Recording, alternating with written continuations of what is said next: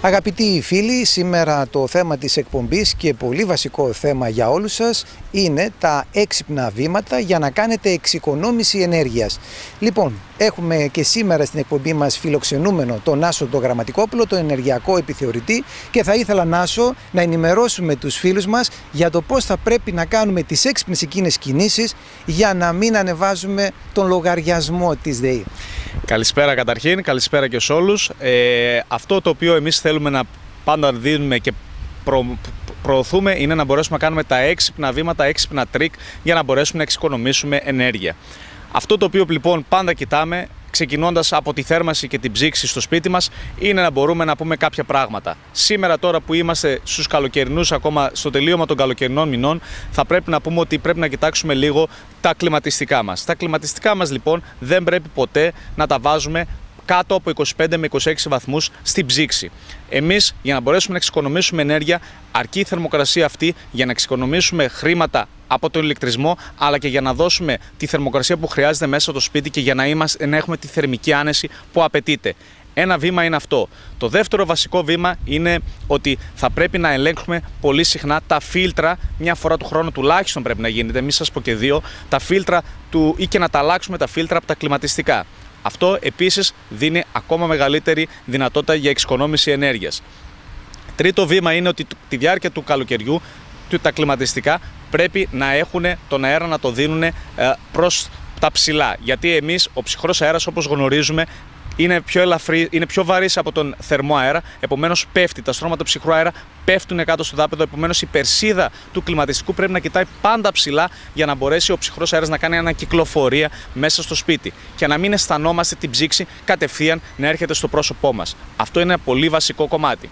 Επίσης, κατά τη διάρκεια του καλοκαιριού, όταν θέλουμε να αερίσουμε το σπίτι μας, προτιμούμε να το κάνουμε τις πρωινές ώρες ή τις βραδινές ώρες. Προσπαθούμε να αποφύγουμε τις μεσημεριανές ώρες να ανοίγουμε και να αερίζουμε τα παράθυρα για να αποφύγουμε την είσοδο του ζεστού αέρα μέσα στο σπίτι. Κατά τη διάρκεια λοιπόν του μεσημεριού ή των υπόλοιπων ωρών, προτιμούμε να κλείνουμε τις κουρτίνες ή τα παντζούρια για να μπορέσουμε να μην αφήνουμε να εισάγουμε το ζεστό αέρα μέσα στο σπίτι μας. Αυτά είναι τα βασικά βήματα, αν θέλουμε, για να κερδίσουμε οικονομία με πολύ εύκολο τρόπο κατά τη διάρκεια του καλοκαιριού, κατά τη διάρκεια που θέλουμε να ψήξουμε το σπίτι μας.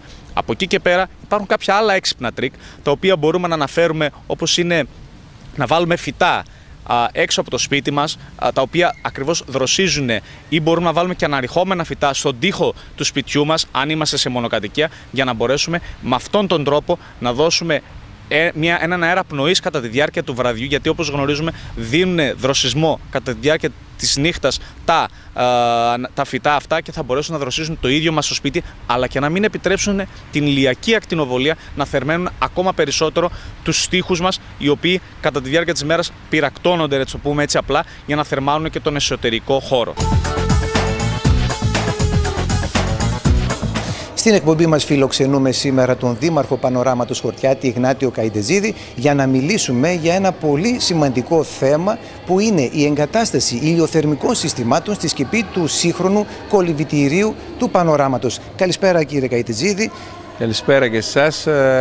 Εμείς έχουμε την ίδια ευαισθησία σε ό,τι αφορά τις ανανεώσιμες πηγές ενέργειας, κάθε μορφή που είναι φιλική και αειφόρος για το περιβάλλον. Να πω επίσης ότι με την ίδια λογική συμμετέχουμε στο Σύμφωνο των Δημάρχων των Ευρωπαϊκών Πόλεων. Ο Δήμος μας, ο Δήμος Πηλαίας Χορτιάτη, είναι ένας από τους 500 δήμους στην Ευρώπη που υπέγραψαν στο Ευρωκοινοβούλιο πριν μερικά χρόνια την συμφωνία, αν το θέλετε, τη σύμβαση για τον περιορισμό της εκπομπής του διοξιδίου του άνθρακα σε μετρήσιμα μεγέθη που ελέγχονται ευρωπαϊκά. Μέχρι το 2020 θα έχουμε περιορίσει στο Δήμο κατά 20% την εκπομπή του διοξιδίου του άνθρακα. Και έτσι λοιπόν αναλαμβάνουμε συγκεκριμένες πρωτοβουλίες προς την κατεύθυνση αυτή, μία από τις οποίες είναι και η τοποθέτηση αυτών των ηλιακών στη στέγη του κολυμβητηρίου. Ένα κολυμβητήριο σύγχρονο με πράσινη, θα λέγαμε, ταυτότητα και πάνω απ' όλα οικονομία για τις λειτουργικές δαπάνες. Έτσι, νομίζω ότι αυτό είναι το ζητούμενο στις σύγχρονες κοινωνίες, και αυτές πρέπει να είναι και επιλογές της διοίκησης των Δήμων, να δίνουμε έργα τα οποία στα οποία θα μειώνουμε όσο το δυνατόν το κόστος, αλλά και με ενέργεια φιλική προς το περιβάλλον. Αυτό κάναμε και εδώ, αξιοποιήσαμε την ευρωπαϊκή χρηματοδότηση και όπως θα το δείτε έχουμε τοποθετήσει ηλιακά πάνελ σε όλη την οροφή του κολυμβητηρίου, τα οποία λειτουργούν με τη μορφή συλλεκτών, αποθηκεύουν τον ήλιο και μπορούμε να το μετατρέπουμε σε ενέργεια για την κάλυψη των δαπανών του κολυμβητηρίου μας. Και πώς μεταφράζεται σε χρήματα, αν μπορούμε αυτό να το ρωτήσουμε, για να ενημερώνουμε και τον κόσμο γιατί έχει ωφέλιμο οικονομικό? Νομίζω ότι βέβαια η πρώτη χρησιμότητα που θα επισημάνετε, και ξέρω ότι επειδή έχετε την ίδια ευαισθησία αυτό ενδιαφέρει, πρώτα είναι ότι είναι φιλική προς το περιβάλλον η ενέργεια αυτή. Αλλά δεν υπολείπονται και τα οικονομικά αποτελέσματα, γιατί να πω ότι είναι περίπου 8 ευρώ ανά ώρα λειτουργίας του κολυμβητηρίου. Δηλαδή αυτό το ποσό που εξοικονομούμε είναι 8 ευρώ για κάθε ώρα που λειτουργεί το κολυμβητήριό μας. Αν προσθέσετε ότι οι ώρες αυτές στη διάρκεια του χρόνου είναι ατελείωτες, θα δείτε βεβαίως ότι και τα οικονομικά αποτελέσματα είναι χιλιάδες ευρώ, τα οποία εξοικονομεί το κολυμβητήριο από τη λειτουργία του. Σημαντικό όφελος, και επίσης έχει και περιβαλλοντικό αποτύπωμα, που σημαίνει ότι είναι φιλικό και στο περιβάλλον σαν χρήση το κτίριο, και βοηθάτε και εσείς σε όλη αυτή την προσπάθεια για την προστασία του περιβάλλοντος. Βεβαίως. Και το κολυμβητήριο, το οποίο πραγματικά είναι καμάρι μας, και δεν το λέω εγώ, το λένε όλοι όσοι το επισκέπτονται και το χαίρονται, μπορεί πραγματικά να στέλνει αυτό το μήνυμα ενός πράσινου οικολογικού κολυμβητηρίου, όπως το είπατε. Επίσης και μια σειρά από ενέργειες ακόμα και στα δημοτικά μας κτίρια. Εδώ παραδίπλα που είναι το Δημαρχείο του Πανοράματος, όλη η στέγη του έχει φωτοβολταϊκά. Και αυτό έχει μια συγκεκριμένη λογική, όπως σας την είπα, που εκπορεύεται από τη λογική του Συμφώνου των Ευρωπαϊκών Δήμων. Το Δημαρχείο το παλιό μας της Πηλαίας, που στεγάζει δημοτικές υπηρεσίες, φιλοξενεί γεωθερμία. Επίσης είμαστε πρωτοπόροι και στα προγράμματα που έχει κερδίσει ο Δήμος, είτε αφορά το εξοικονομώ, είτε αφορά προγράμματα εξυγχρονισμού δημοτικών κτηρίων και κυρίως των σχολείων. Και εκεί λοιπόν έχουμε κάνει τεράστια βήματα, πάντα προς την κατεύθυνση του στόχου, που είναι η μείωση των βλαβερών εκπομπών μέχρι το 2020, αλλά αυτό θα είναι κάτι που θα συνεχιστεί και πολλά χρόνια μετά. Είχαμε εντυπωσιακά αποτελέσματα, γιατί τις πρώτες 250 μέρες του 2013 δεν είχαμε την εγκατάσταση της ηλιοθερμίας. Τη βάλαμε και λειτουργεί από την 1η του 2014, και οι πρώτες μας μετρήσεις δείχνουν μια οικονομία της τάξης του 20%. Μείωση λοιπόν λειτουργικών δαπανών, που σημαίνει ότι αυτά τα χρήματα μπορούν να συμβάλλουν και να βοηθήσουν τη συντήρηση του κτηρίου, να είναι προς όφελος των δημοτών.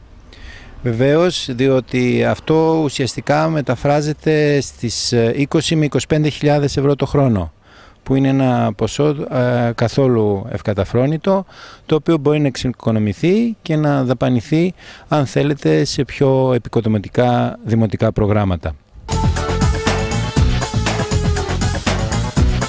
Η κύρια βασική διαφορά των σωλήνων κενού είναι ότι δεν έχουμε θερμικές απώλειες. Και τι εννοώ με αυτό? Το γυαλί εδώ πέρα σε αυτό το σημείο, όπως θα δείτε, είναι διπλό. Από το κάτω μέρος τραβάμε τον αέρα και δημιουργούμε κενό αέρος εντός των δύο γυαλοσωλήνων. Το κενό αέρος έχει θερμικό συντελεστή απώλειας 0,8% ανά τετραγωνικό μέτρο. Δηλαδή 0 σχεδόν, τίποτα. Και αυτό μπορώ να σας το αποδείξω πολύ απλά. Όπως βλέπετε, εντός του γυαλοσωλήνα έχουμε 119 βαθμούς και συνεχώς συνεχίζει να αυξάνεται, και εκτός του γυαλοσωλήνα μπορώ και πιάνω με το χέρι μου το γυαλοσωλήνα, γιατί έχω θερμοκρασίες περιβάλλοντος χώρου. Αν αυτή τη στιγμή έξω από το γυαλοσωλήνα είχα πάνω από 50 βαθμούς, λογικά δεν θα μπορούσα να πιάσω το γυαλοσωλήνα. Αυτό είναι ένα ζωντανό παράδειγμα για να μπορέσουμε να αποδείξουμε στους ανθρώπους και στους καταναλωτές την μεγάλη βασική διαφορά που έχουν οι σωλήνες κενού σε σύγκριση με τα συμβατικά ηλιοθερμικά συστήματα.